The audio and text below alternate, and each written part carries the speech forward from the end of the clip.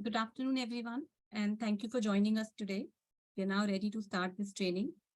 A very warm welcome to all of you to the training on Task Force on Climate-Related Financial Disclosures.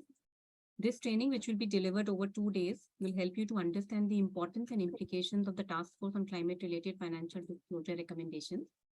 This webinar is offered as part of a series by IFC under our TCFD for FI Advisory Program, which is funded by the governments of Japan and Netherlands, in partnership with the United Nations Sustainable Stock Exchange Initiative, United Nations Environment Program Finance Initiative, and CTP. To bring this training program in India, IFC under the European Union funded Access Project has partnered with the Indian Banks Association and the Indian Institute of Banking and Finance. With this, I would like to invite Mr. Biswakesan Das, the CEO of Indian Institute of Banking and Finance, to give us the opening remarks. Mr. Das is currently the CEO of IIBF, and prior to this, he was the General Manager, State Bank of India, for managing Treasury between 2014 to 2020. He has also been the chairman of FIMDA, where he had overseen a number of seminars and panel discussions in India as well as globally. Now I invite Mr. Das to give his address. Thank you, Anjali, and welcome all the participants. Good afternoon to all of you. Is first a seminar on this task force on climate-related financial disclosures in association with IFC. I also welcome Ms. Anjali, Ms. Tiffany, Ms. Suma, Ms. Wilman, all the eminent speakers for the day today, and the bankers who have joined for this seminar. The financial markets need clear, comprehensive, and high-quality information on impacts of the climate change, which is very evident nowadays. The Financial Stability Board created the Task Force on Climate-Related Financial Disclosures to improve and increase reporting of climate-related financial information. In 2017, TCFD released climate-related financial disclosure recommendations designed to help companies provide information which are consistent and comparable. Better information will allow companies to incorporate climate risk in their risk management strategies and planning and decision-making process. The TCFD guidelines not only provide recommendations to help organizations identify and disclose climate-related risks and opportunities, but it also provides guidance and specific studies on how to best manage these risks and opportunities. What began as a voluntary set of recommendations has become a part of the regulatory framework in many countries. The pressure on the banks and business houses to act on the TCFD recommendations will only increase with time. TCFDs are part of the shift towards fundamentally addressing climate change and complying to the reporting requirements. This webinar has been specifically organized by the Institute in collaboration with IFC and IBA to sensitize the banking and financial services fraternity in India on the imminent risk of climate change and the relevance of disclosures to mitigate those risks. In alignment with the views expressed by the regulators, this webinar on TCFD framework supplements the self-paced e-learning, which we have now rolled out in association with IFC on climate risk and sustainable finance. The upcoming advanced module on this subject will also detail coverage on disclosure norms like TCFD and SBIT. On behalf of IIBF, on behalf of IFC, I sincerely wish that this webinar will help the participants to garner the much required knowledge on climate-related financial disclosures. I wish all the best to all of you and happy learning. Thank you. Thank you, Mr. Das, for setting the context and also highlighting the importance of climate-related financial disclosure, especially in the Indian context. And thank you for joining us and addressing all the participants. I also thank you for highlighting the e-learning program that IFC and IIBF have launched on climate finance, focusing on climate risk, disclosures, and sustainable finance. We will be sharing the details of this e-learning program as well with all the participants after the training. With that, I again welcome everyone, and I hand it over to my colleague, Tiffany Grabitsky, for taking the training forward. Over to you, Tiffany. Thank you, and welcome everyone. Thank you very much to Mr. Jas and to the Indian Institute of Banking and Finance for welcoming everyone today and for co-hosting this event, and to the team at the IFC. Thank you to Anjali, to Ashutosh, and the rest of the team. It's been a pleasure to work with you today, or to get this training off the ground today. We have a big partnership that brought this training together. So just to briefly introduce you to the facilitators today, the experts on this topic that will help you learn more about the TCFD, the Task Force on Climate-Related Financial Disclosures. You're joined today by myself, as well as my colleague Vanina Vijetsi from the SFE initiative. We're also joined from the UNEP Finance Initiative with Wen Min, and also her colleague Yan is helping answer your questions today. The UNEP Finance Initiative has a specific program specifically on TCFD for banks, so you're in good hands with them today. Also, we're joined by CDP, as many of you may know, which is a leader in climate disclosure, and we're joined today with Huma, who is a sustainability disclosure manager. So thanks everyone for being with us today, and let's get started and help continue your learning journey on this topic. A bit of housekeeping to get started. First of all, some of you have started to already introduce yourself, and we love to hear from you in the chat. So please feel free to introduce yourself in the chat box and let us know what sector you're working in, what your role is, and what country or what city you might be coming from. This helps us also understand a little bit our audience and make sure we can tailor our training to your needs. If you do have any questions throughout the training, please don't hesitate to ask them, but please ask them in the Q&A box. You will see that there's an option for Q&A at the either bottom or top of your screen, and this allows us to make sure we can get through all of the questions that come through to you. We will have a 5-minute break halfway through to give you time to maybe grab a tea or a coffee or a quick stretch. Once we come back from the training, we'll continue with the second half and continue to answer your questions as they come in. We will share all these presentations materials with you, so you should have gotten the handout already shared in the chat box, and we'll continue to share that. So you have all these slides, so not to worry, you don't have to write everything down. And finally, today's training is certified by CPD, Continued Professional Development. So you will get 2 CPD credits for joining today. You're just required to fill in a survey at the end of the training. So we'll give you details about that later. To give a brief overview of what we're going to be learning today, after our brief introduction and housekeeping, we will be providing an overview of the TCFD, really building on those opening comments that really set the scene of what the TCFD is and why it's important. We'll give you a little bit more detail about what it can be used for and how it can be used as a tool for making a connection between climate and finance. And with those basic concepts hopefully crystal clear, we'll then move on and discuss the current landscape of climate-related disclosures, which takes us to that halfway point today in the 5-minute break. After the break, we'll dive into the first 2 pillars of the TCFD. We're looking today at governance and strategy. And for each of these 2 pillars, we will discuss what the TCFD recommends that companies disclose, and also key points that banks should keep in mind. And we'll go through a couple of examples for each pillar. Then we will take a closer look at one of the key components of the strategy pillar. That's the scenario analysis tool.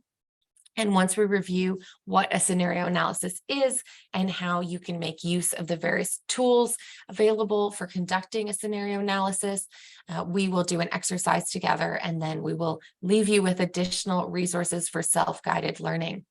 If we do have time at the end, we will answer any unanswered questions. But in case we don't have time, please don't save your questions to the end.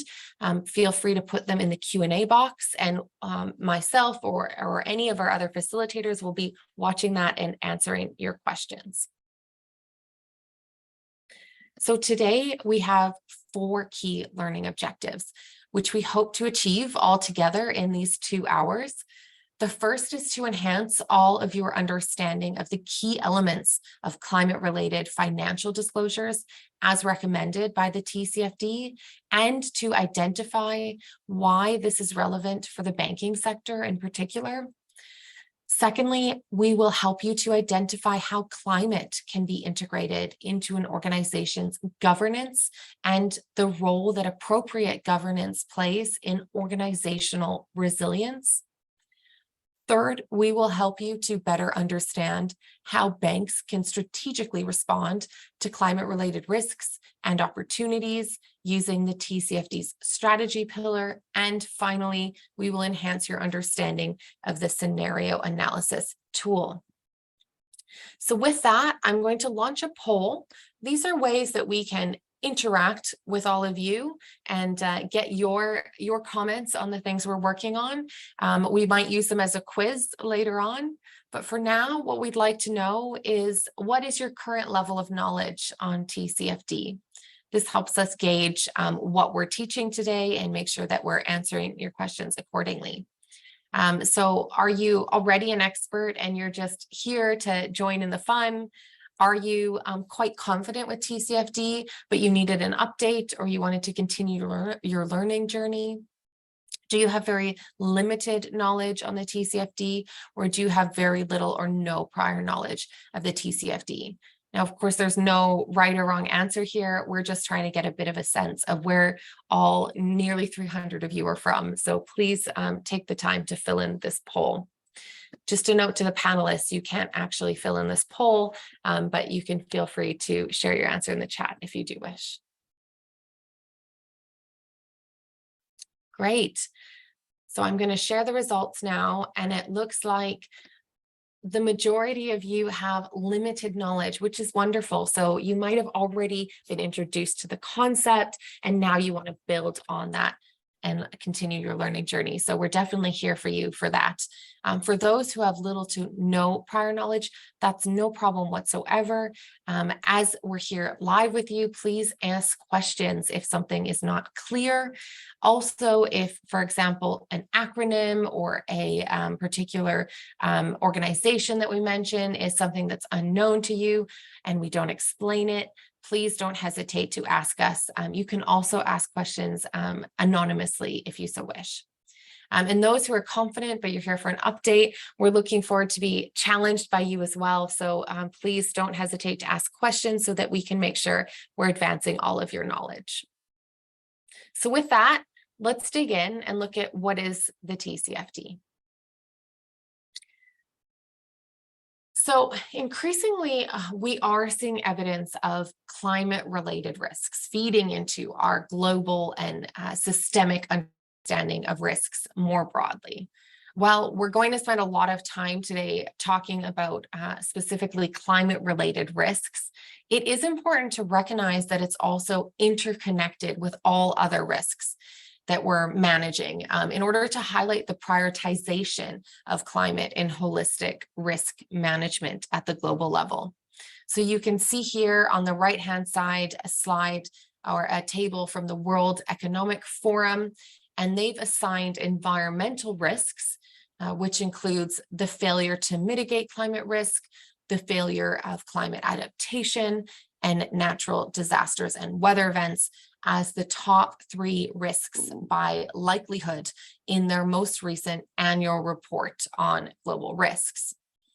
Climate change and its impacts are increasingly the top issues that businesses must address, and they pose a significant risk to the stability of the financial system as a whole, which is why it's so essential for banks to get on top of these risks and opportunities. To add to the risk perspective, it's also important to highlight that based on the growing acknowledgement of climate-related risks, investors are also increasingly pricing in these risks.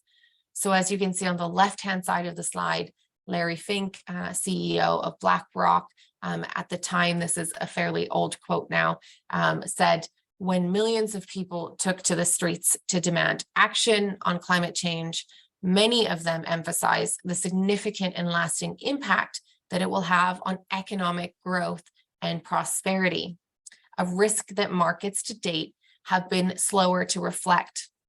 Now, I'm happy to say this is changing, and the TCFD is really a good part of ensuring that that is being priced in.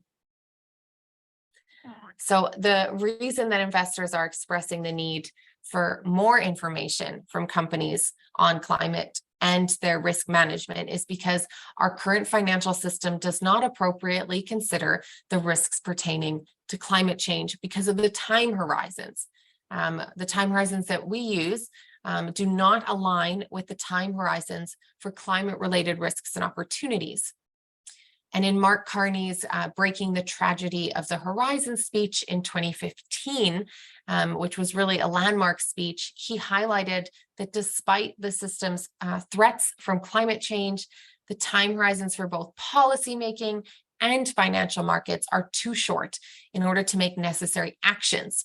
He said in that speech, as you can read here on the slide, the horizon for monetary policy extends out 2 to 3 years.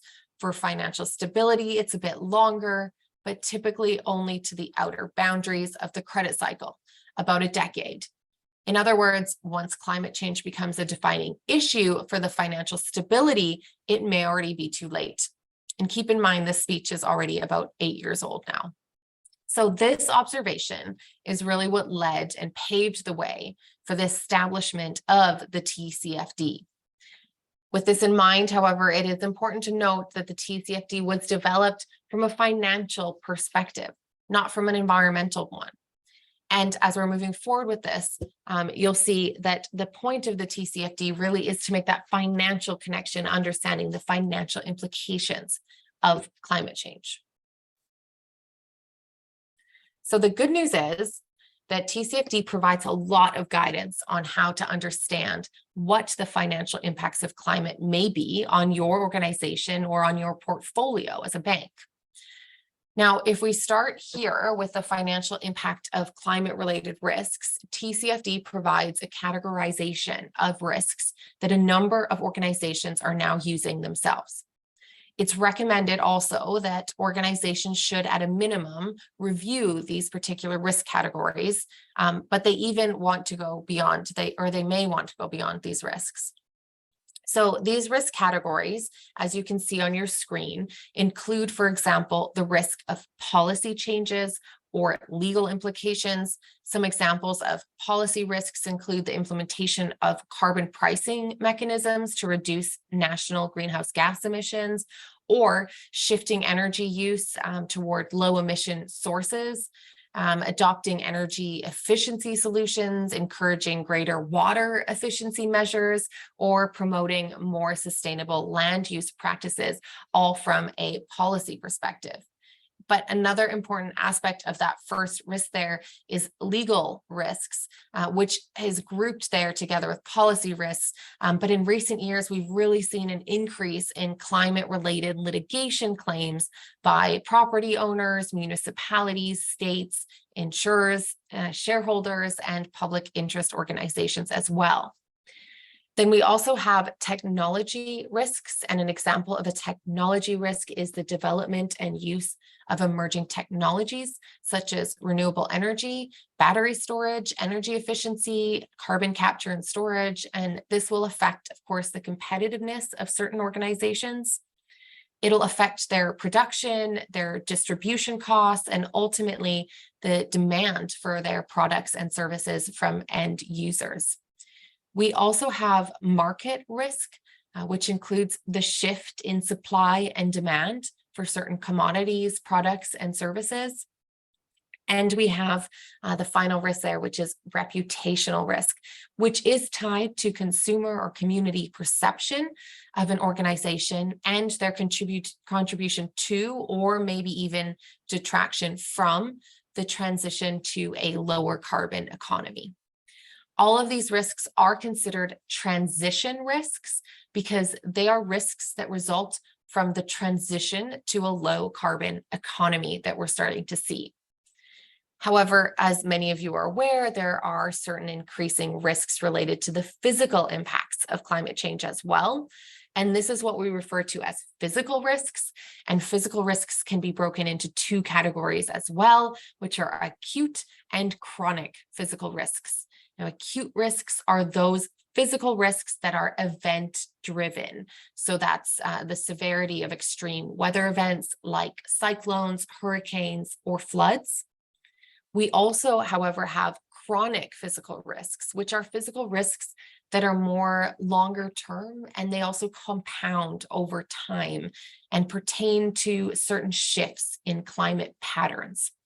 Examples of chronic risks include sustained high temperatures that may cause things like sea level rises or chronic heat waves over time. And once we understand these risks and know what to look for in terms of risks facing our organization, the next step is really understanding that right-hand side of this slide, which is the financial impacts. And we can see that financial impact through an organization's financial performance, or how well a company generates revenue and manages its assets, liabilities, and the financial interests of its stakeholders and shareholders, or its financial positioning, the value of the company, or the current balances of recorded assets, liabilities, and equity of an organization. So when assessing impacts to the financial performance, we're looking at how does this hit the balance sheet of companies experiencing these risks and opportunities, which we'll talk about in a moment. Then on the financial position, this is looking more at the portfolio value and liability and equity of our assets, the carrying amount of assets, etc.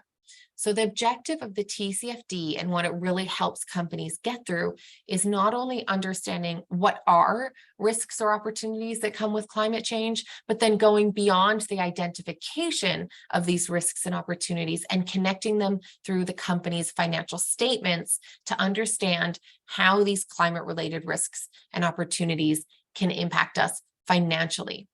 And that's really the key to the disclosure with TCFD.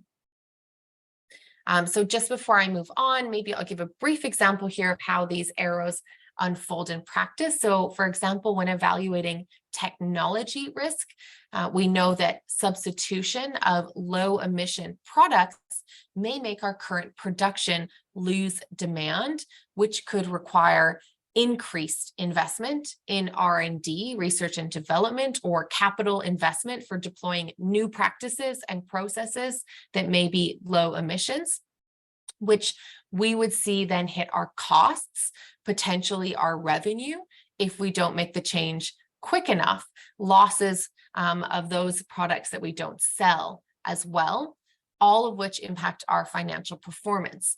So also, if assets can no longer be used for new production lines, then this can impact the carrying amount or the assets, impacting our financial position as well. So this graph here kind of brings into focus then the opportunities, which can have actually an even greater financial impact than the risks. This CDP 2019 report provides detail of the analysis of 500 of the world's biggest companies by market capitalization, and 215 of them, which represent about 17 trillion in market capitalization in US dollars, provided an estimation of the potential financial implications for a proportion of the reported risks and opportunities. So CDP found that about $1 trillion, so 970 billion US dollars, were at risk for these large companies. However, those same companies reported climate-related opportunities representing a potential financial impact of 2.1 trillion. So we're more than 2 times higher. And take note in particular of the significant financial impact indicated from the financial services sector, with risks totaling about 450 billion US dollars and opportunities totaling about 1.3 trillion US dollars. So what are these opportunities? So as with the risks, the TCFD also categorizes opportunities that all companies should be evaluating. Now, these include resource efficiency, energy source, products and services, markets as well, and resilience. And to expand on these briefly, resource efficiency is often related to cost savings from reduced energy or operating costs or by improved efficiency. This may, for example, include using more efficient transportation, using recycled goods, enhancing efficiency of buildings, or reducing your water consumption. The second category is energy source opportunities, and this could include looking at low emission alternatives such as wind, solar, wave, tidal, hydro, geothermal, nuclear, biofuels, any of the options that are seen as being renewable. The latest data from IEA, the International Energy Agency, finds that clean energy investment reached 1.4 trillion in 2022, up 10% from 2021, and representing 70% of the growth in total energy sector investment. So there's a lot of investment going towards new forms of energy. Then the third category here, we see products and services, which include development of low emission goods and services, adaptation solutions, innovation, diversification of offerings, and also meeting consumer preferences. So some other opportunities we see here are market opportunities, which involves proactively seeking opportunities in markets or types of assets that may be available to diversify activities and to better position a company.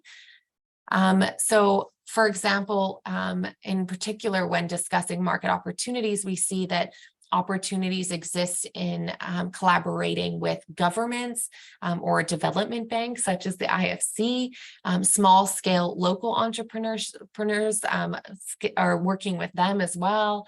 Community groups in developed and developing countries, as well as other groups that are working towards the shift to a lower carbon economy.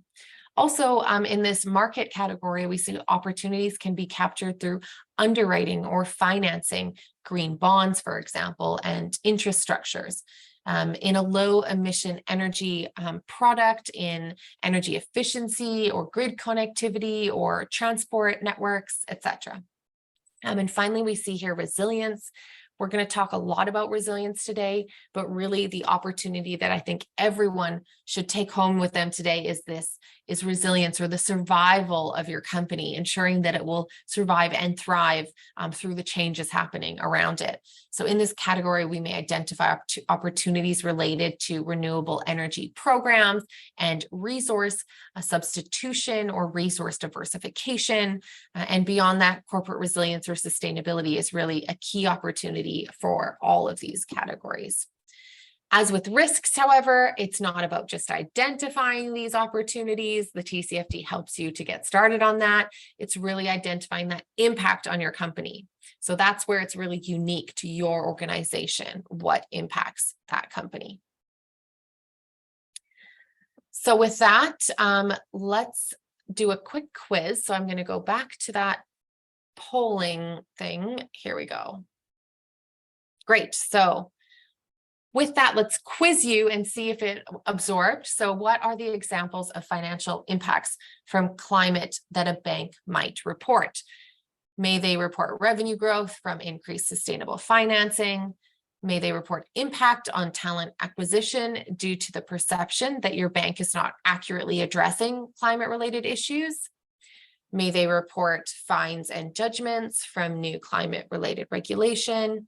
Or increase competitive positioning as a result of change in consumer preferences. And I'll give you a moment to fill that in.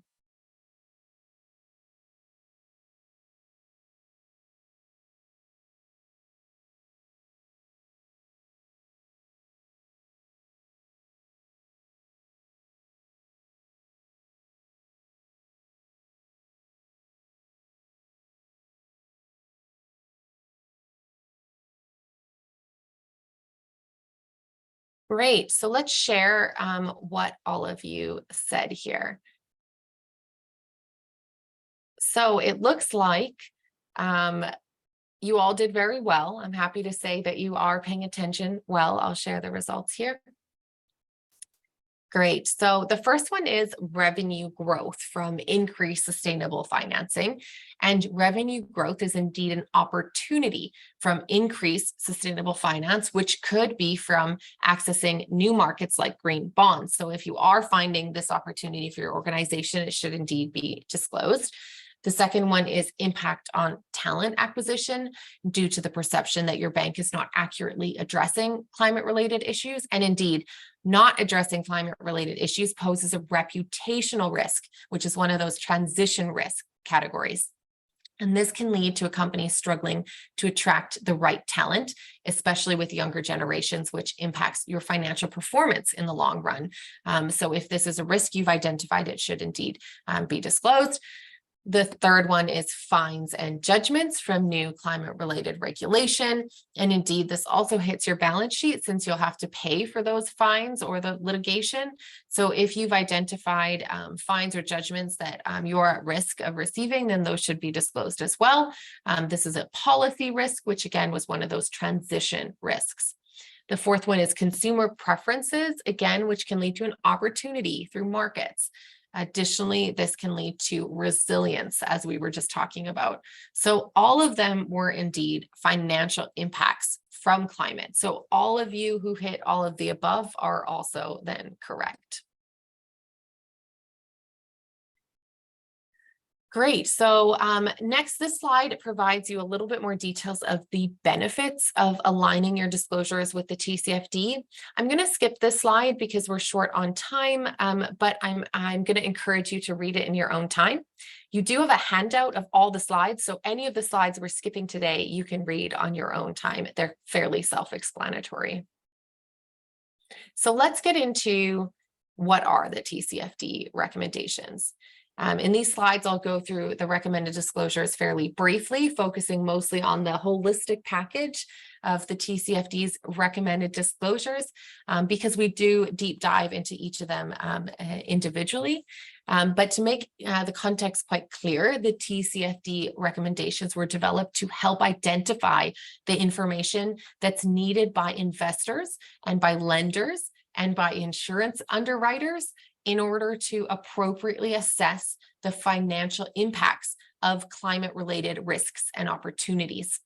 They were developed not to create more reporting burden for companies or to create more reports for investors to read, but rather they were created to help all financial market participants understand how we get the right information into our current reporting frameworks.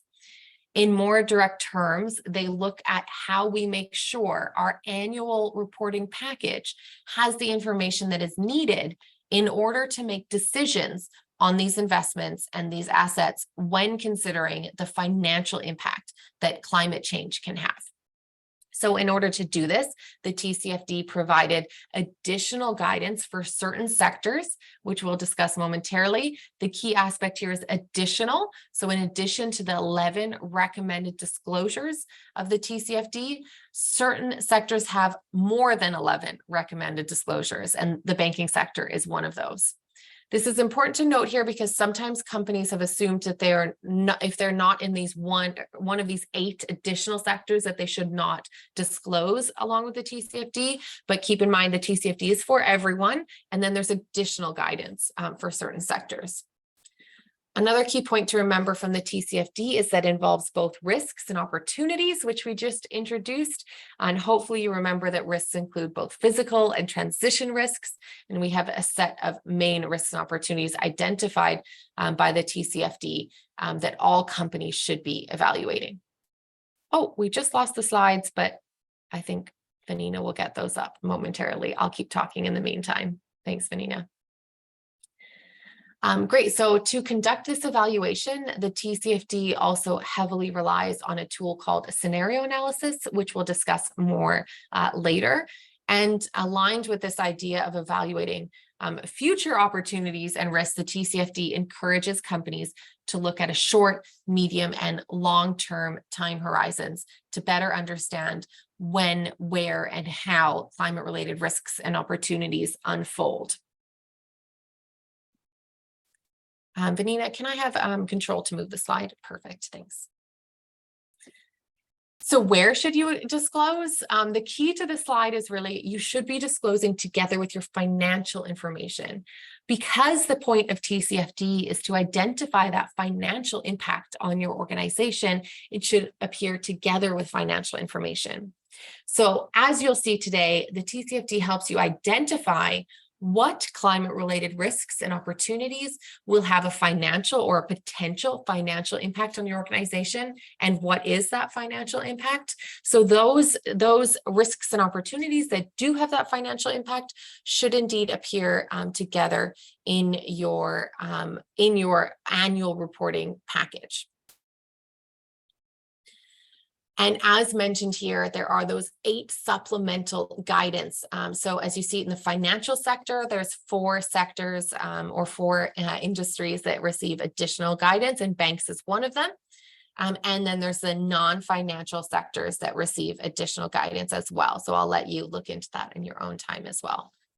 Here's an example of what that looks like. So as you can see here, there are 11 recommended disclosures. There's governance A and B, strategy A, B, C, and then as well with risk management and metrics and targets, there's A, B, and C. Now, for example, in the banking sector, in strategy A, in addition to that which is recommended to companies, which in strategy A, it's really understanding what are the risks and opportunities that may have a potential financial impact on your organization. In addition to that, banks should also be considering characterizing these climate-related risks and opportunities in the context of traditional banking industry categories. So they should also be looking at how this impacts credit risk, market risk, liquidity risk, and operational risk. And this next section, I actually leave for you with your homework so you can look through how banks are doing already today. I just want to highlight in this slide, this comes from the 2022 TCFD status report, where we were very happy to see banks are actually doing very well. They didn't start off so quick. They were a bit of a laggard and they weren't moving as quickly. And then in the most recent report, we saw that the banks are really catching up. And they're particularly strong in the governance and the strategy component, which are the 2 we'll be discussing today. I'll skip to this report here, which is from Bain and Company. And just to note that this is also a really good report for you to review, because it really shows the importance of getting started early. So this report did an analysis, and they identified that those banks or investors really that start to integrate climate-related risks and opportunities in their decision-making in, say, 2021, by 2050, their profits will increase by 25 to 30%, whereas those that are considered laggards, so they took another 10 years or so in order to start integrating this into their decision-making, they will be losing approximately 10 to 20% in profits. So I think that's a really powerful report to take a look at. Now, how do we get started? I notice I only have a couple minutes till I pass to my colleague, but I'd like to highlight quickly a roadmap to get started. Now, this is it's an illustrative roadmap. It will not look like this for everybody, but a few key points you want to start with. First is create an internal working group. TCFD is really a whole of organization process, so you should be including people from all over your organization. But that internal working group should have a leader from the top. So from your board or from your leadership, really setting the tone from the top and ensuring that the group has the space they need in order to evaluate these risks and opportunities. Once you create that group, you can then start to conduct a gap analysis. And to do that, you may want to use the SSE model guidance on climate disclosure. Annex 1 has a checklist, a TCFD checklist, where you can go through all the recommended disclosures and determine if your organization is or is not already disclosing this information. That helps you understand where you're at now and where you need to go to next. And then the next stages really vary from one company to the next. Here's an example you might want to follow, which is from Transition Pathway Initiative, where they document the different steps you might take within an organization to really integrate climate-related information into your decision-making and into your strategy. So as you'll see, they start from unaware to acknowledged. They then build into capacity building, and finally, they integrate into business decisions. And lastly, they integrate into strategic decisions. So this is, if you're just getting started, it's a good way to identify the first stages. But if you're already on your journey, maybe take a look at this roadmap or these steps from Transition Pathway Initiative and identify if maybe you missed one of the first steps and you might need to go back and make sure that you have that foundation solid as you're moving forward. So before I pass you on to my colleague, Huma, I'm going to do one more poll. A quick quiz again. Great. So what key action will you take next then to progress climate disclosure in your organization? Will you establish a TCFD team internally? Will you conduct a gap analysis of existing reporting? Will you develop a roadmap for TCFD adoption? Or will you establish internal climate governance? And I'll give you just a moment to fill that in.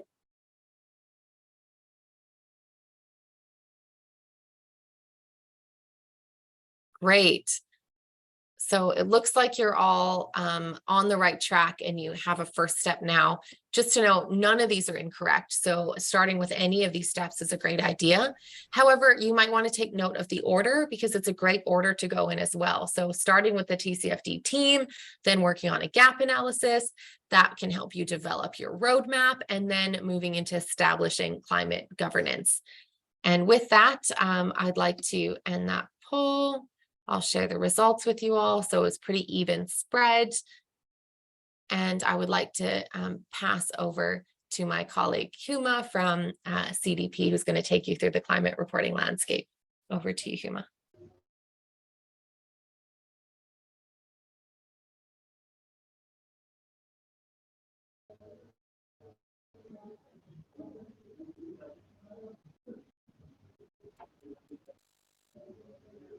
Hello, everyone. Hope I'm audible. Yes, we hear you. I'm Huma Safkazi. Yeah, so I'm Huma Safkazi. I'm heading Sustainable Finance and Capital Markets vertical of CDP India, and reporting landscape, which is basically on seeing and evaluating in the recent years. So can we move to the next slide, Vanina? Huma, could you possibly turn your camera off because the connectivity is not great, Yeah. And it might make it easier to hear you. Perfect. Thank you. Sure. I hope it's better now.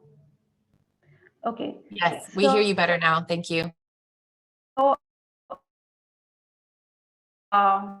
what we can see in this slide is we have already established that the climate change is a really important issue for financial organizations to consider and think through. But we are also seeing that this is accelerating into big changes in policy regulation and standards. So while TCFD remains a voluntary market-led initiative, many governments and regulators around the world. Huma, this is Anjali. Your voice is still breaking.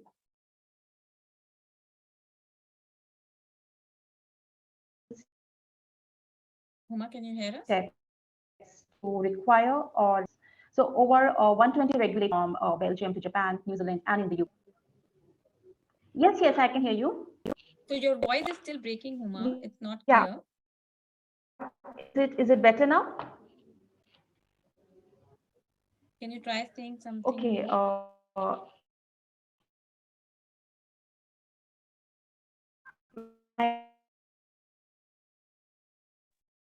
That shows that. Okay, so what are you suggesting? I think Huma, I might take over for you because nobody can really hear you very well. I think it's a connectivity issue. Sorry for that. Vanina, if you give me control of the slide, thanks. Yeah, I'll continue for Huma. Sorry about that. Huma, maybe you can follow the Q&A and answer any questions people have directly for you there. Unfortunately, I think we have a connectivity issue today with you. Sorry about that. Just in case anybody didn't hear what Huma was already saying on this slide here, what we've really already established is that climate change is a really important issue for the financial sector and for the financial position and performance of a company. But we're also seeing this then lead into regulation change. So this slide actually comes from the TCFD's fundamentals workshop. It's a little bit older now, so more regulation has come since then, but it's really to illustrate that we're seeing really a wave of regulation that's now integrating the TCFD into disclosure requirements. Also note that some of you, I did notice, I was just starting to answer a question on ISSB, the International Sustainability Standards Board, which we will discuss more today. But just note that we did see there that ISSB is allowing for more regulation change. So it's good to note that this is moving into the regulatory space. As for specific requirements for the banking sector, according to the TCFD's guidance for banks, a bank should look to provide metrics used to assess the impact of transition and financial and physical risks related to their lending and other financial intermediary business activities in the short, medium, and long term. And metrics provided may relate to credit exposure, equity, debt holdings, or trading positions. As I just mentioned, we're seeing mandates for TCFD in many different jurisdictions, some particularly noticeable ones. For example, in the US, we see the SEC, Securities and Exchange Commission requirements for disclosure, and the EU, the Corporate Sustainability Reporting Directive, which goes a bit beyond the TCFD, looking at other areas as well, but it's very much aligned with those core pillars of the TCFD. And then in key areas as well that I'll get into in a second is the ISSB standards, which are being finalized. We also see central banks starting to go through stress testing exercises, such as the Bank of England, the Hong Kong Monetary Authority, the Bank of Canada, and this could increasingly start influencing supervisory and regulatory action in this space. But an essential part of the regulatory movement is really the aspect of the international standardization, which has received a big push due to the work of the IFRS Foundation back in 2021, when the IFRS Foundation announced the creation of its new International Sustainability Standards Board, or ISSB, tasked with developing a comprehensive global baseline of high quality sustainability disclosure standards to meet investor information needs. The ISSB was announced at COP26 that was in Glasgow. And as you can see here on this slide, it was welcomed by many of the world's leaders. And the structure of the ISSB disclosure requirements are very much aligned with the TCFD. They're actually built off of the TCFD. So what we'd like to highlight today are a few aspects of the TCFD and ISSB alignment.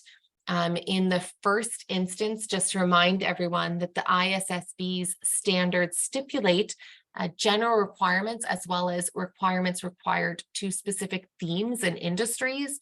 And the first theme that we've seen is climate theme. It's a climate theme, which is coming from the ISSB or just came out recently.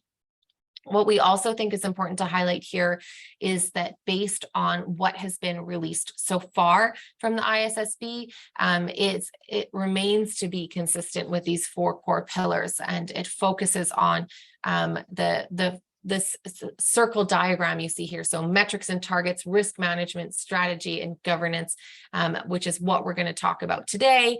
And it's also the four core pillars for both the S1, the general disclosure of the ISSB, and the S2, which is specifically on climate.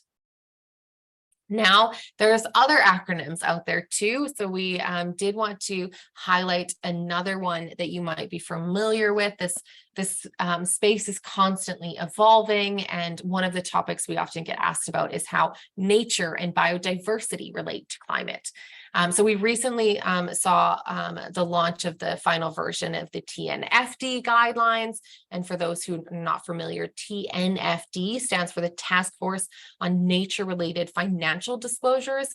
And the mission of the TNFD is to develop and deliver a risk management and disclosure framework for organizations to report and act on evolving nature-related risks, with the ultimate aim of supporting a shift in global financial flows away from nature negative outcomes and towards nature positive outcomes.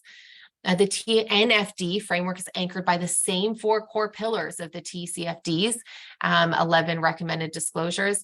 And those 11 recommended disclosures of the TCFD have actually indeed been integrated into the TNFD's final draft, providing markets with a high level of alignment with the structure, language, and approach taken by TCFD and by TNFD. This should encourage and enable markets or market participants to move toward integrating climate and nature disclosures. So like the TCFD, the TNFD is developing a global framework for risk management and disclosure, not a standard. So a framework, not a standard. So the final draft draws from and is designed to inform relevant standards, including those from the ISSB and the Global Reporting Initiative, GRI, both knowledge partners with the TNFD, as well as they were with the TCFD. So feel free to explore this further through the link in your handout here. But the key message is that TNFD, like the ISSB, is built off of the TCFD. So these 4 core pillars we're discussing today are particularly relevant even beyond climate. So how do all these frameworks fit together in practice? Well, this image here is a useful concept from the IFRS Foundation, which is looking at a building blocks approach. So consider the financial reporting in the center or the bottom as the foundational first block of information. This is what companies already report on. Building on that information is that red box, which helps to put that financial information into a broader context, really understanding the sustainability related matters that may reasonably create or erode enterprise value, or in other words, have a financial impact on the organizational reporting over the short, medium, or long term. Then further building on that is sustainability reporting, which we often see using, for example, the GRI standards. And this provides the broader context of the impact that an organization has on its surroundings. So many of you might have heard of double materiality or single materiality, where single materiality is looking at the outward in, so the impact of an organization's surroundings on that organization. That would be those first 2 blocks. And then the inward out, so the impact of an organization on its surroundings, that's that last block, the sustainability reporting. So in terms of what standards or frameworks we might see here, we really see, your accountability standards in that first block. So that might be the IASB or the US GAAP. And then we move into the next block, which is your sustainability standards for financially relevant information. And that's using the ISSB standards. And then you go beyond that to the next block, which is really your sustainability reporting or your impact reporting, and that you might use the GRI standards. So I'm going to skip these 2, but they're in your handout so you can see further examples for those of you who are new to this. I'm actually going to skip this one here too and take. Hi, Tiffany. Am I audible now? There were just Yes. 2 pointers that I wanted to, highlight from the Indian government regulators and perspective. So I hope everybody can listen to me. So in India, in order to bring in, greater transparency through disclosure of material ESG related information and to enable market participants to, identify and assess sustainability related risk and opportunity, the Security Exchange Board of India, which is a regulator of India, SEBI, issued new sustainability reported requirements called the Business Responsibility and Sustainability. So it's the acronym stands like BRSR. So which mandates top 1,000 listed companies by the market capitalization to submit BRSR, which seeks reporting on quantitative and standardized parameters to enable comparability across companies, sectors, and time. So BRSR also introduces leadership indicators, which are required to be reported voluntarily. And BRSR also provides for interoperability of reporting, which is very important in today's context.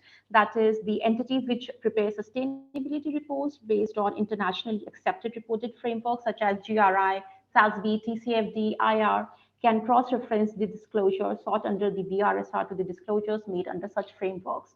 And another of the, I'll be very quick, another of the major development that Indian Central Bank, Reserve Bank of India has, come up with. So back in 2022, RBI had placed a discussion paper on climate risk and sustainable finance on its website for public comments and feedback. So based on the analysis of the feedback received, and in this regard, RBI has decided to issue several guidelines for the regulated entities under its ambit. So these guidelines include a broad framework for acceptance of green deposit, which has already been released by RBI, and two of them are still underway, which are disclosure framework on climate-related financial risk. This will be really important and very interesting to see what RBI will come up with on this. And the third one is on the guidance on the climate scenario analysis and stress testing.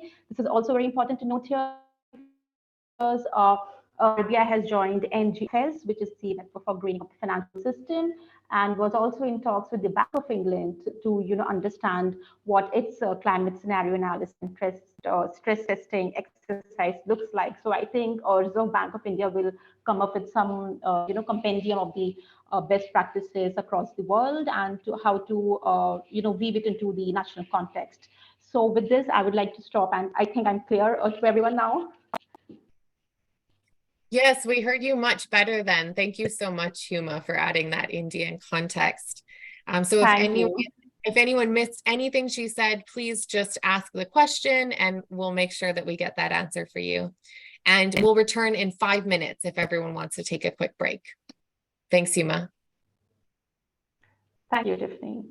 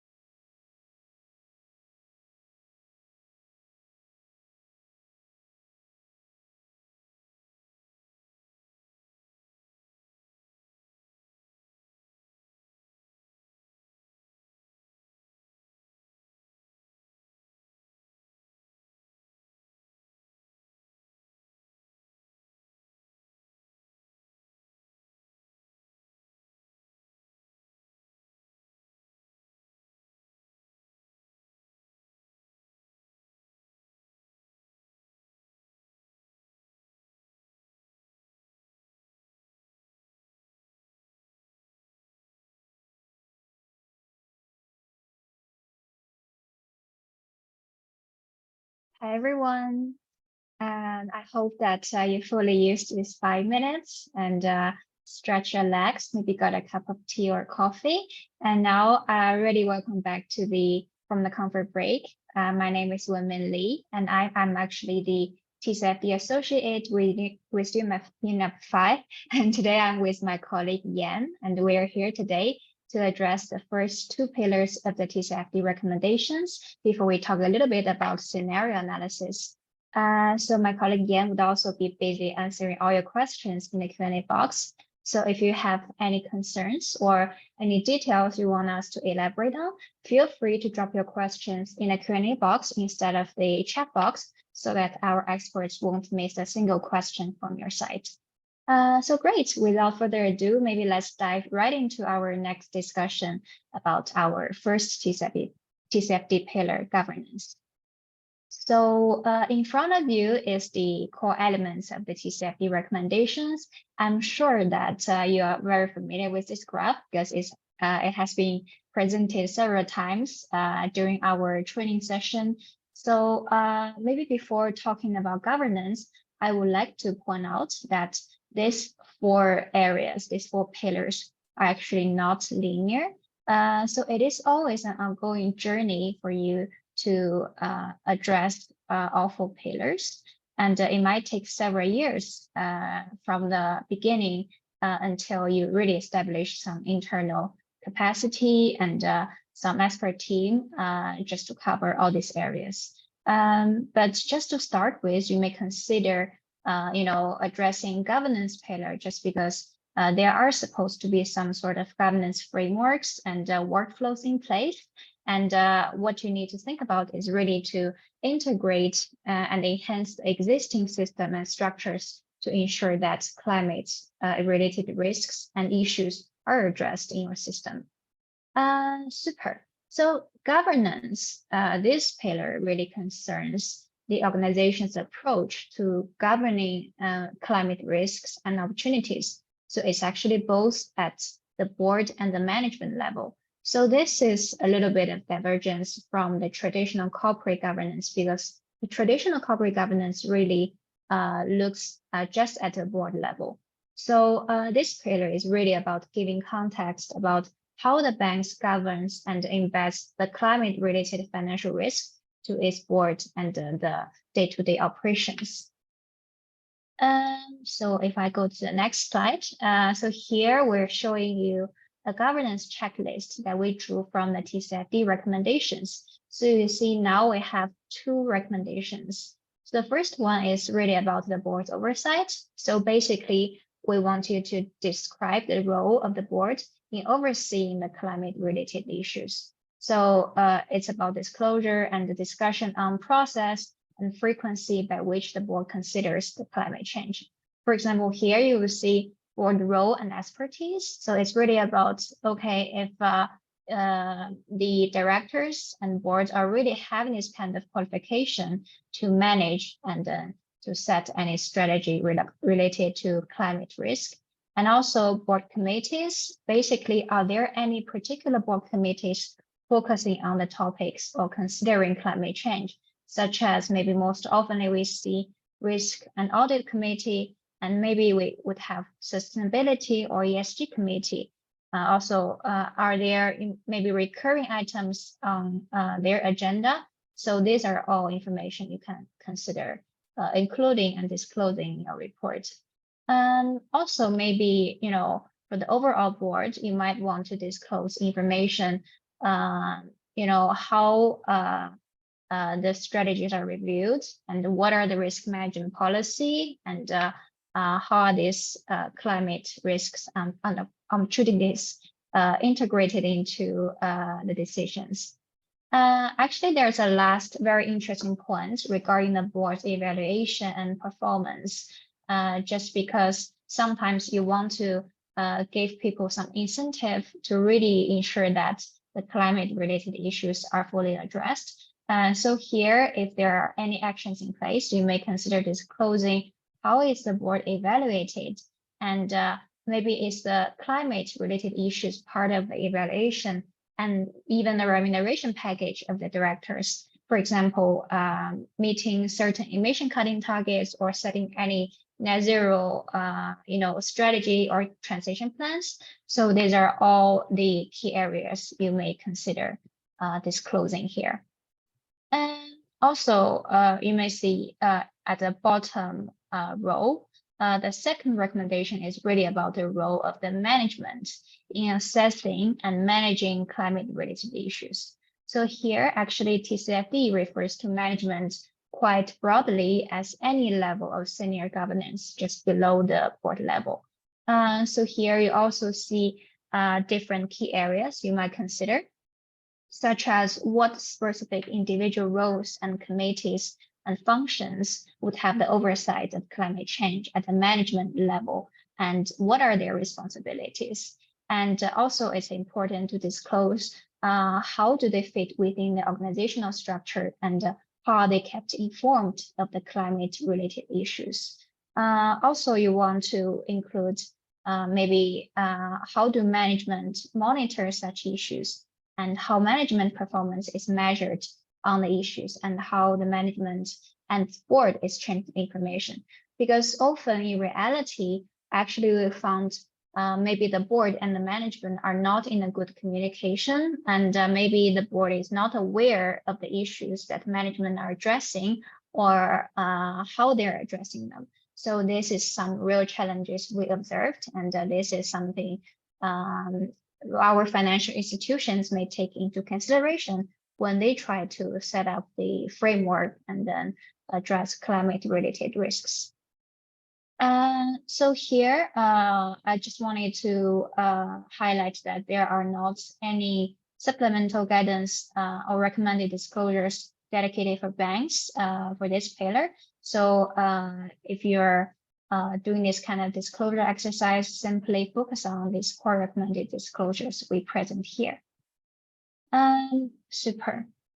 And then if we go to the next page here, maybe I want to give you a simple update on the disclosure progress we see on each pillar. So here, maybe overall, one observation we have is that since the recommendations were first published, we now have more than 3,800 organizations becoming the supporters of the TCFD recommendations. So these supporters actually include over 1,500 financial institutions, and they are responsible for assets of $217 trillion. So here on this page, actually, we have a slide showing on the current disclosure process drawn from the TCFD's 2022 progress report. So basically what TCFD did was to analyze the current state of the disclosure practices, as well as the progress in the firm's disclosure in line with the recommended disclosures over the past 3 years, from 2019 to 2021. So when it comes to governance, you see that we see quite some progress with the percentage changes of 12% and 16% for these two recommendations. But actually, I want to point out that governance actually remains the least disclosed recommendation here. And the two recommended disclosures for board oversight and management role were actually the second and the third least disclosed recommendations among all 11 recommended disclosures. So there are a number of reasons for that, but actually it is a very important area to communicate with the investors and with your key stakeholders. So we really encourage the financial institutions really put into some thinking and really give as much information as possible to ensure transparency in this area. So yeah, great. I think I'll quickly pause here in case you have any question to raise. Please feel free to drop them in our Q&A box, and our colleagues would be busy answering them in the background. But then with that, actually, I want to show you some concrete examples. So all of this, just before we dive into the case studies, all of these examples are actually from the bank's public reports, and you may find the links in the handouts that our SSE team already circulated ahead of our webinar. So of course, these samples are like not perfect, but we really hope to give you some inspiration regarding what to include and how to present the information in your annual filings. So here, what we're seeing is an example taken from the 2022 climate report by Schroders. So as you can see that this report in the governance part, it's really visualizing the structure for climate and nature related issues. So you see that this graph we are presenting here, it's really outlining the roles and responsibilities of different departments and the working groups involved in this exercise to address climate related issues. And you see that Schroders actually are using different colors and an agenda just so that readers can easily identify who is responsible for what task. So actually we have an implementation tip here that financial institutions should really establish the clear communication channels between the climate risk personnel on the board and senior management. So these channels should also be formalized through maybe working groups and committees, and just to ensure, effective collaboration in all these matters. So if I go to the next page, actually here we have the continuation of this governance part in the report. And actually it is really outlining the role and the responsibility for 3 committees at both levels. So here you see board audit and risk committee at the board level, and also on management level, you see group management committee and also strategy committee with Schroders. So here you really see that what type of responsibility each committee is having, and also what type of activities on climate and nature have they performed during the past financial year. So this is some really nice supplementary information to share with your investors and with your stakeholders. Super. With that, I think let's move on to the next example we have for you. So this one is actually a governance disclosure from NetBank. This is a South African bank, and actually essentially an IFC climate client. So here on the left-hand side, you see that we have a summary of information workflow. So this is showing, really showing where the inputs are collected and clustered, as you can see at the bottom of the framework, and how the information is reported all the way to the board level.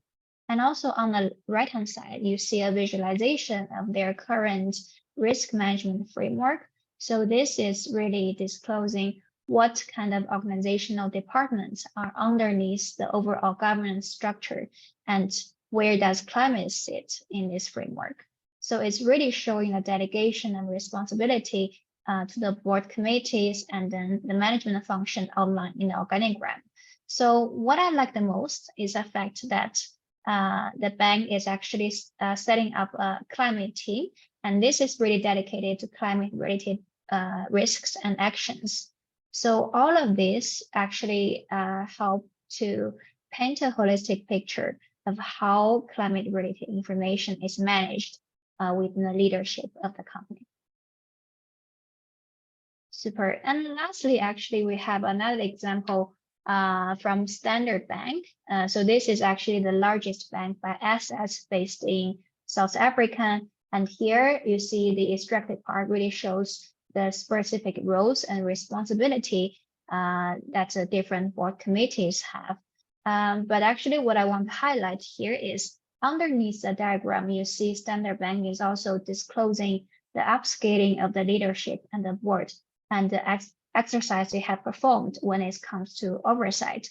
So here on the one hand, making sure that the board has the skills and expertise with this continuous training and education in these areas is very vital, because this really keeps people on top of climate-related updates and changes to ensure that the board and the management do communicate and exchange around these areas. Also, it's important when it comes to getting the buy-in from the board, because this is vital to bring the agenda at the top.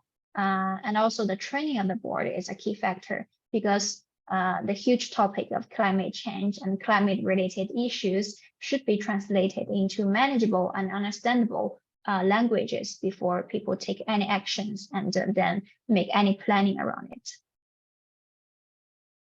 Super. I'm aware that we're a little bit falling behind the agenda, but I just want to quickly fly through the next, few pages, because we already talked about the importance of getting enough trainings and capacity building within the organization when it comes to effective governance. So here we have a few pages about the ongoing regional projects of our TCFD team that we're running.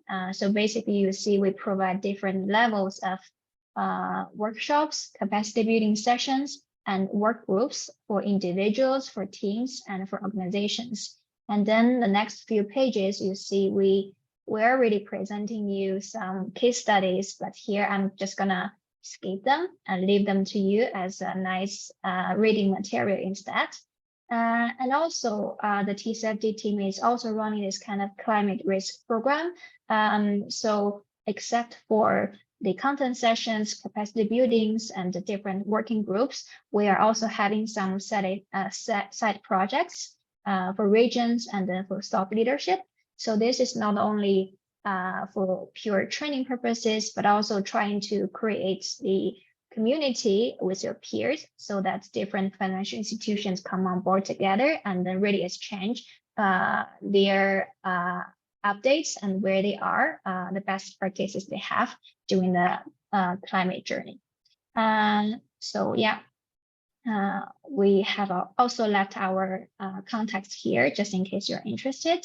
And also the Unified team is also providing this TCFD climate change online or in-person workshops. So just in case you're interested, feel free to check this out on our webpage. But in the end, actually, before we wrap up this section, I actually want to show you that you're aware there is a number of resources from the TCFD on governance on our learning models. So this actually includes part of the general recommendation, as you see on the top row, and the implementation guidances, as well as some additional supporting materials. And we're actually keeping updating them every year. So I really recommend it that everybody take a look at them because this is very nice learning material, including the best practices and including the hands-on experience sharing from the industry leaders. Super. I'm not sure if I see colleagues who want to take over this page and talk about the governance approach they developed. Hi there. Sorry, I think I will take over that one for you, but it's really just to note to everybody that we do have really great guidance that you can make use of from the IFC. So the IFC's Climate Governance Matrix and Tip Sheet was recently launched by the IFC Sustainability Solutions Department, which also offers additional resources on sustainability and climate disclosure through its Beyond the Balance Sheet disclosure and transparency program and toolkit. And the IFC climate governance progression matrix and tip sheet was then developed to help boards and senior management in particular address climate risks and opportunities.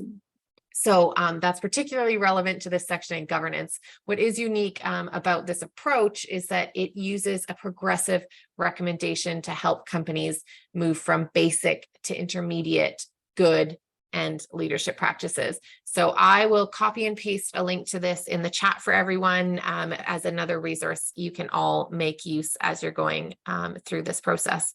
And back to you, Wenmin. Yeah, super. Thanks a lot, Tiff, for this introduction. With that, I think let's just move on to the next strategy pillar of the TCFD to discuss the climate resilience strategies and how to disclose the information on this report for report users and investors. So if I go to the next page, here you see it's the same diagram again, but actually the strategy disclosures are important when it comes to showing a firm's understanding of these climate-related exposures as part of its operational resilience strategy. And this pillar can really provide insights to the type, the magnitude, and the time horizon of the climate-related exposures. And this then also includes the potential impacts of the climate risk as well as the climate opportunities. So also I want to address here is it's important to also include how an institution integrates these risks and opportunities that they have identified from this exercise and really take that into consideration when it comes to strategy and financial planning. So again, we have some recommended disclosure you can see on the checklist here. So there are three main components when it comes to the strategy pillar. So the first recommended disclosure really focuses on financially material risk and opportunities. So basically, it's about identifying these risks and opportunities. Some good practices for these components really include, for example, disclosing the detail for the time horizon that were used and providing a justification for using different time frames, just because sometimes climate risks can manifest across different time horizons. And it's also important to cover the methodology and the process that are used to identify these risks and opportunities that are disclosed. Also, just because TCFD didn't intend to create extra disclosure burden for you, so we really want you to include the information in the annual filing. As a result, the financial institution should really consider including the materiality assessment and the criteria and why do you think this is an important matter to include in your financial report. Great. And then we have the second main component is about identifying what is the impact of the climate risks and opportunities on the institution's business strategy, its financial planning, and maybe the business as usual scenario. So this is really providing the description of the risks and opportunities that are identified, also their impacts on different lines of business, and maybe providing a description about how this would affect your financial performance and position as a consequence of the different business lines. Also here you can consider disclosing any information related to transition plan if you're already developing one. And then finally, as you can see in the third recommended disclosure, it's really focusing on the resilience of the organizational strategy and the use of the scenario analysis to identify that. So basically, here, scenario analysis is a very important aspect of the strategy disclosure. And this is something we're gonna be talking about in more details in the coming slides. But overall, in this pillar, you will see the TCFD did provide additional guidelines for banks. So it's sitting under the first components when it comes to identify the risks and opportunities. So basically for banks, we really recommend that you provide information about the credit exposure from climate-related risks and maybe consider the traditional risks the industry is facing, such as lending and intermediary business risks, just to address the special nature of your industry. Super. Before I take a quick pause, I just want to again give you some updates on the progress of the disclosure. So here we really have the progress for the strategy pillar. As you can see, from 2019 to 2021, we have seen quite some good progress, with the percentage rising from ranging from 8% to 14%. Actually, so in the most report, we see that companies are more likely to disclose information on their risks and opportunities. So that's the identified, the first recommendation, the recommendation A, as you see, we just mentioned about. And also maybe there are less institutions already including their impact on organization and resilience of strategy. So this is actually intuitive and understandable, just given that addressing climate-related risks is an ongoing process, and you always start from knowing what you're facing before developing any concrete plans to address them. So in the future, we really look forward to seeing more progress in the next two components instead of just staying on the overall identified risks and opportunities. Super. I think I'll take a quick pause here, just in case you want to drop any question in the Q&A box, please feel free to do so. But otherwise, we have actually two examples. I'll quickly go through them, you know, just considering we are maybe a little bit behind time. But here you see that this example is a good practice sourced from Barclays TCFD report for 2021. So in this report, you see Barclays really listed their identified physical and transition risks in a chart. And the highlight is really they classify these risks and opportunities into three categories. So here on the first column, you would see S, M, and L labeled in each cell. So basically, they stand for short-term, medium-term, and long-term.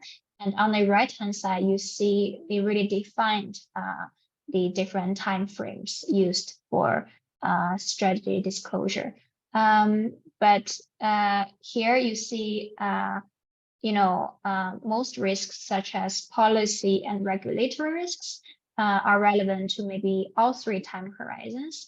But there are some risks that are like more relevant because they really emerge in medium and long terms, such as chronic physical risks due to the shift in climate pattern in the long run. So yeah, just overall, this is a great example because it's quite consistent with the first and the second recommendation under this pillar.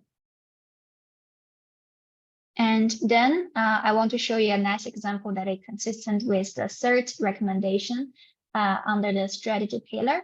So here, actually, we have the example from RBC. In this chart, you see it's really about the scenario analysis and how the financial institution addressed it. Basically, on the first column, you see that what kind of scenario analysis RBC has performed. They have done that for both physical risk scenarios and transition risk scenarios. And also, what are the key learnings from this exercise? And in the next column, you will find what RBC is planning just as a response for this identified learnings in the future. So yeah, I think these are you know, quite interesting and helpful reading materials. If you want to check their online reports, please always feel free to find a link in the handouts, and you can get more information and details there. Super. So I know that we have mentioned the scenario analysis quite a few times from this today's webinar, and I just want to make it more clear for all of you, let's dive a little bit deeper into what are scenario analysis and how you can make use of this tool. So maybe first thing first, what is a scenario actually? A scenario actually describes a path of development leading to particular future outcomes. So basically the scenarios are like hypothetical constructs. So these are not a forecast and these are not prediction or not a sensibility analysis either. So this is actually in the world of uncertainty, we're really using scenarios to explore alternatives that may significantly differ from the basis of business as usual assumptions. So actually in the context of climate risk and opportunity assessment, our modelers often use different assumptions to construct fictional plausible states when it comes to warming and when it comes to different consequences and different main drivers in this universe. And financial institutions would accordingly assess how things would play out for themselves underneath the specific circumstances. So here we would say scenario analysis is essentially a well-established method for developing the strategic plans that are more flexible or robust for a range of possible future states. So yeah, with that, I hope this just give you some idea what scenarios are and what scenario analysis is. And here on this page, you will see some different use cases. As I mentioned, climate scenarios are actually an important part for the strategy pillar, but this is really going beyond strategy. Actually, it has a wide range of use cases. Here you see TCFD and climate-related disclosures, and you see internal and external reportings. And also, this is more widely used as a tool for climate strategy setting, especially with different, more and more financial institutions setting their net zero targets. Also, you can use that for underwriting criteria and maybe essentially climate stress test. This is also consistently meeting some regulatory requirements because many jurisdictions are now taking the stress test into consideration when it comes to monitoring and governing the financial sector. So yeah, and of course, we have scenario analysis for both physical and transition side. And if your institution is doing it, feel free. Ensure that covering both parts is really essential to ensure that you get the climate issues addressed. Super. And then if I go to the next page, here is a little bit information showing you how are the scenarios produced. So basically, just in summary, scenarios are really produced from these climate models known as integrated assessment models, or you could say acronym IAMs. So these IAMs actually have been developed by different modelers and scientists. So as financial institutions yourself, you are not expected to be a scientist in that case, but just access the research from them who specifically worked on these integrated assessment models and created these climate scenarios. So here you see that we have the illustrative IAM structure presented on this slide.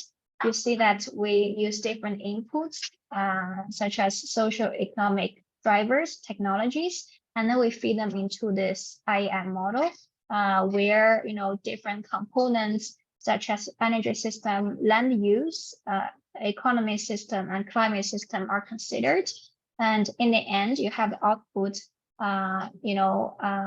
coming to the energy use, land use, and emissions under a certain circumstance for a certain scenario. So yeah, what I want to point out is really, I typically provide a great number of details of energy systems, but they also make some simplified assumption related to climate system and land use. And actually, another thing for you to note is really this is there are the combination of the different warming targets and also timing of the different emission mitigation approaches to reach a specific target, such as 1.5, 2 degrees, and 3 degrees. So you can really, it really goes to a higher range to explore the potential impacts of the warming scenario. So even the warming target is the same, there are different pathways to reach it. So it's always valuable to maybe look into the trade-offs between different climate mitigation pathways. As you can see, on the right-hand side, again, you see different outputs, elements, and different factors that we need to take into account. Super. I know it's a little bit, technical and theoretical, so maybe it's easier if we give you some examples. So this example is actually one of the most commonly used scenario in GFS, the network for bringing the financial system. So this scenario is actually this setup scenario actually created by a group of central banks. So they released these different reference scenarios to be used for financial sector in particular. So this slide actually doesn't include the most recent phase 3 release, but we'll just be going into different areas and key narratives that the NGFS covers. So as you can see that on this diagram, you see x-axis standing for the physical risk level, and then y-axis standing for the transition risk level. So here we have 4 different areas: orderly, disorderly, too little, too late, and household word. So basically, if we look at the orderly scenario here, we are really assuming that climate policies are introduced promptly, and at the beginning they're introduced early, and they are gradually strengthened. So you see both physical risks and transition risk levels are quite low.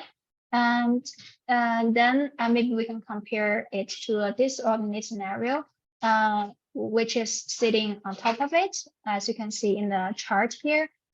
So it is really assuming that policies are delayed, and they are different across different countries and across regions. So it is high in transition risk because the delay in implementing these policies. But just because the climate targets, we are assuming that essentially we're still going to meet the climate targets underneath this disorderly scenario. So you see physical risk still stayed at a relatively lower level. And also in the hot housework scenario, it is really assuming that the current policies are the ones that are implemented, but there are basically no additional actions taken. So global efforts is really insufficient in limiting the global warming in this scenario. So you see there are high physical and transition risks in the hot housework, just because the policy is really late. And lastly, here on the too late scenario, apologies. The transition risk for hot housework scenario is low because we see the policy is missing instead of being late. And the policy being late situation would really be the last scenario, too little, too late, just because we see the very late transition. And then we actually expect in this scenario would fail to limit physical risks. So you see both physical and transition risks are quite high.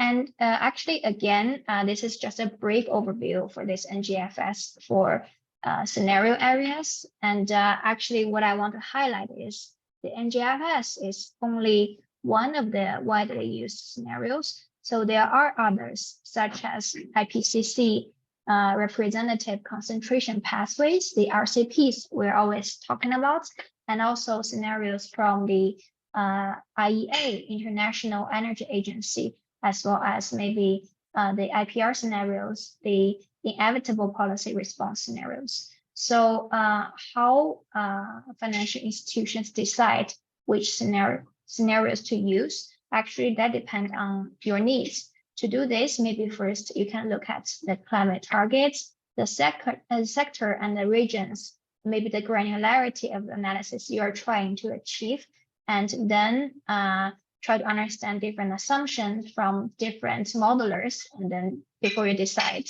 which climate scenario to use and to move forward with.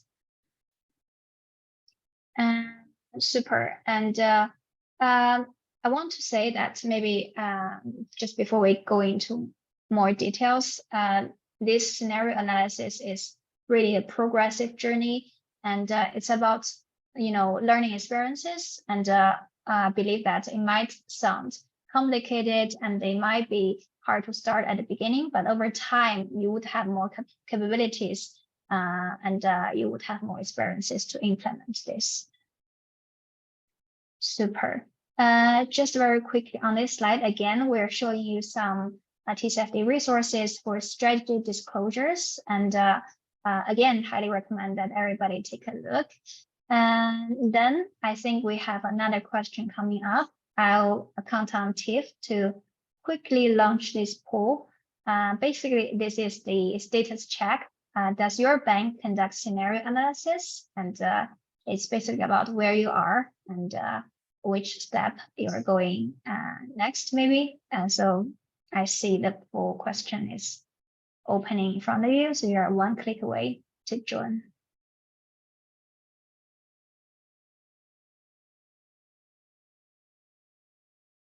So let's maybe give people a few more minutes to share your position with us.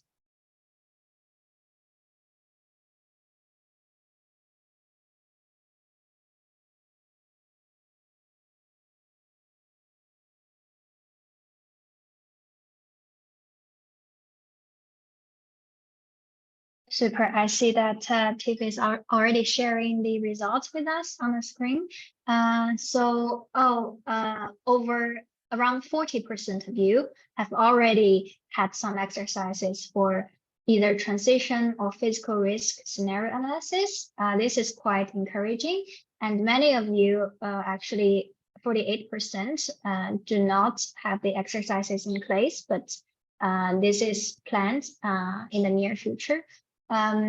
So yeah, that's great to know, and we really look forward to seeing your outcome and hearing the results from your exercises on this regard. Super.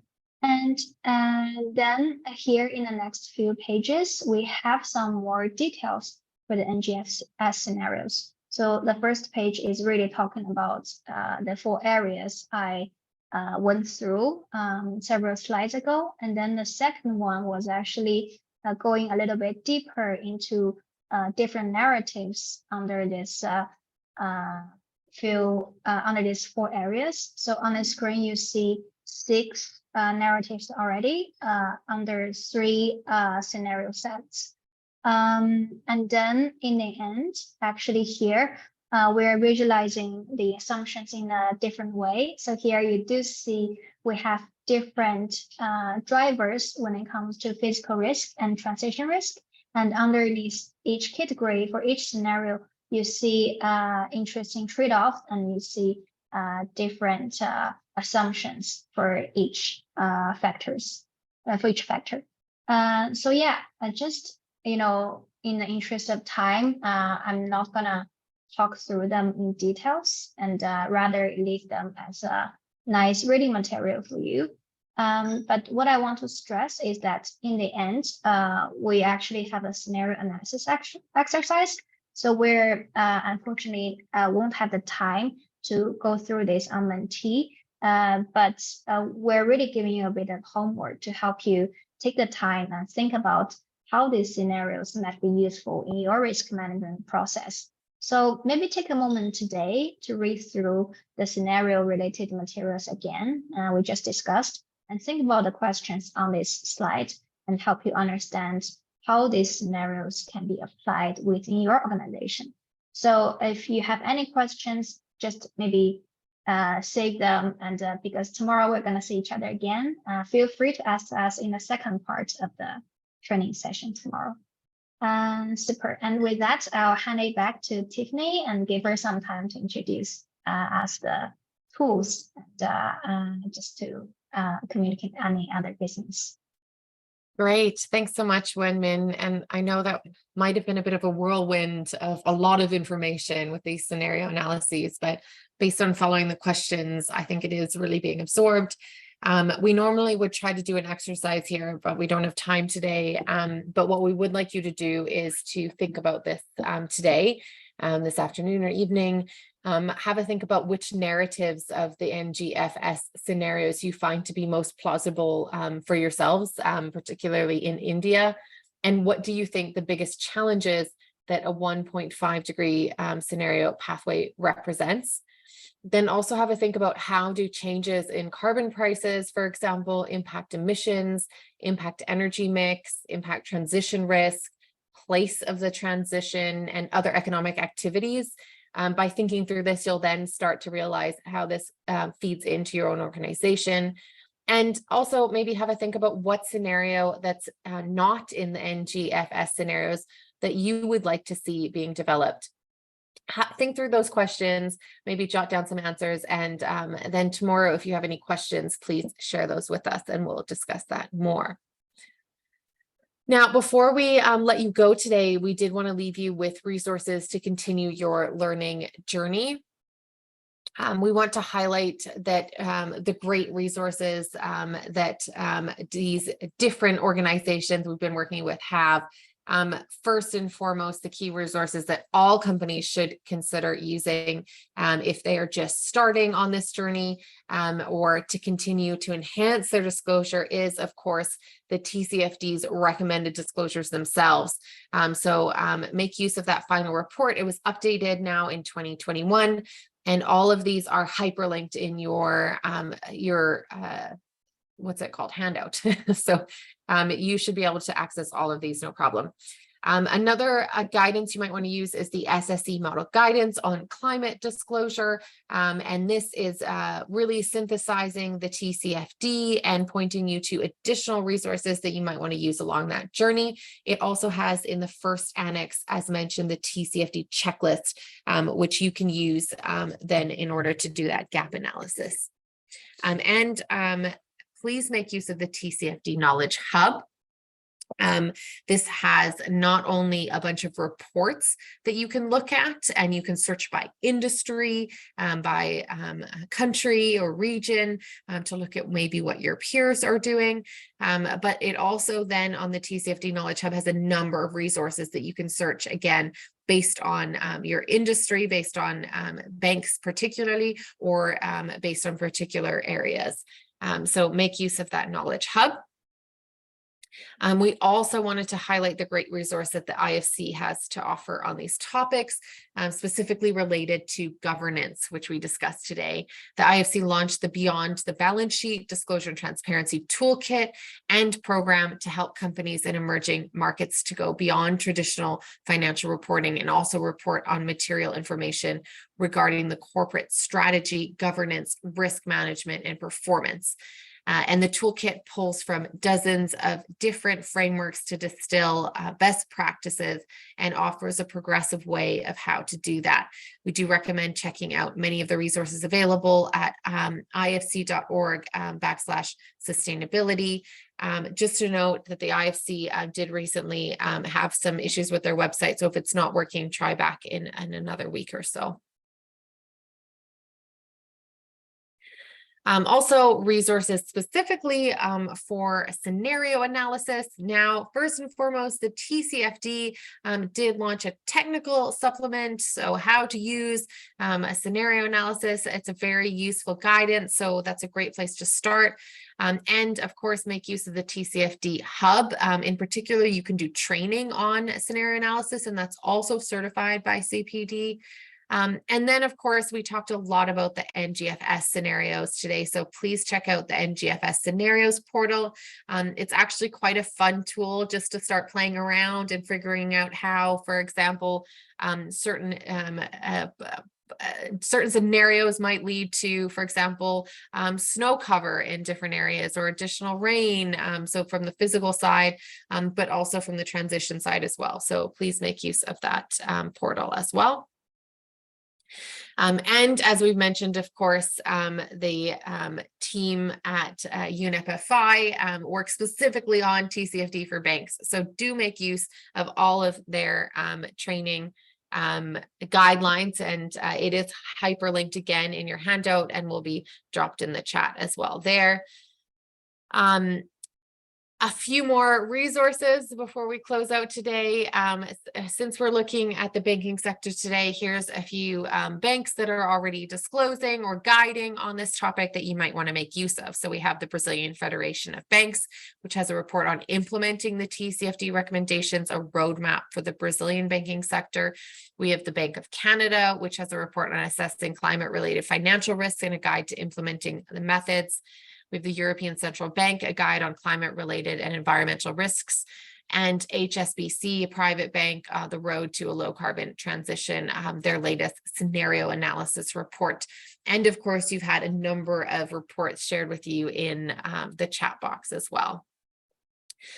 Just to note that we just saw recently the UNEP-FI team launch their 2023 climate risk landscape report. So as you're starting to identify these risks and opportunities, and you're looking to conduct a scenario analysis or to assess those risks and opportunities, this is a really great starting point for you. It really highlights all the tools and opportunities to make use of these tools out there. So as you're getting started, do make use of that guidance.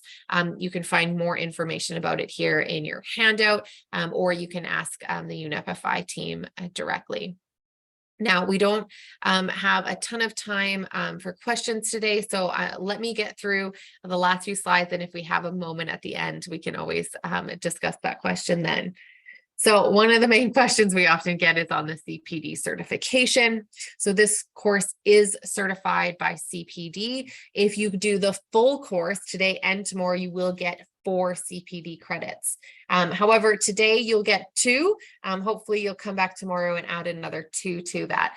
So in order to get your CPD certification, we just need you to fill out a Google form. Now, sometimes we find that people have trouble accessing Google, the Google Suite online from their organizations. So in that case, we do recommend maybe you just use your personal device. And you get the link in the chat box, but there's a lot of chatter happening in the chat box. So it's possible if you miss that link, not to worry. Zoom will send you an email in 1 day from today. So tomorrow, you'll receive an email with a link to that feedback survey.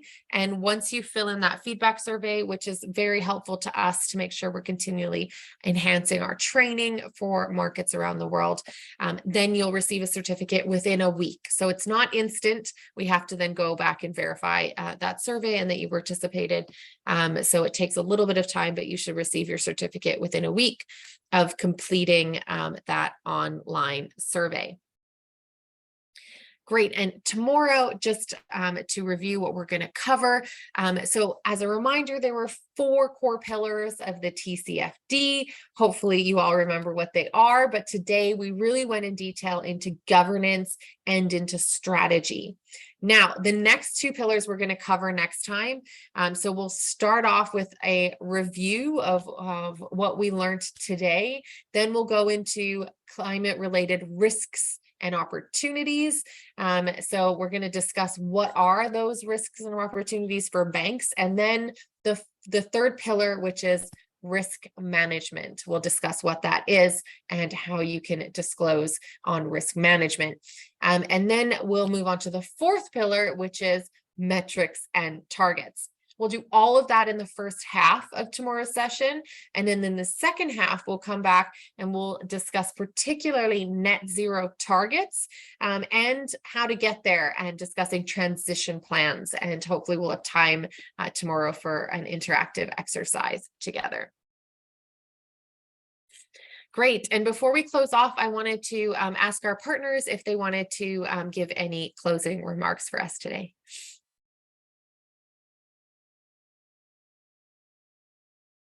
Hi, Tiffany. This is Anjali. Hi. I just want to thank Hi. everyone for joining us today. We had more than 300 participants in this 2-hour session and hope everyone enjoyed. We know that this is a lot of information for one session, but as Tiffany and others said, we will be sharing all these documentation and the recording with all of you so that you can go back to them as and when you need. And we look forward to having you again with us tomorrow. Great, thanks. And thanks for co-hosting us today. That leaves us with only a minute left. So I'll let everyone leave 1 minute early today, but thanks for joining us and have a great day, everyone. See you tomorrow.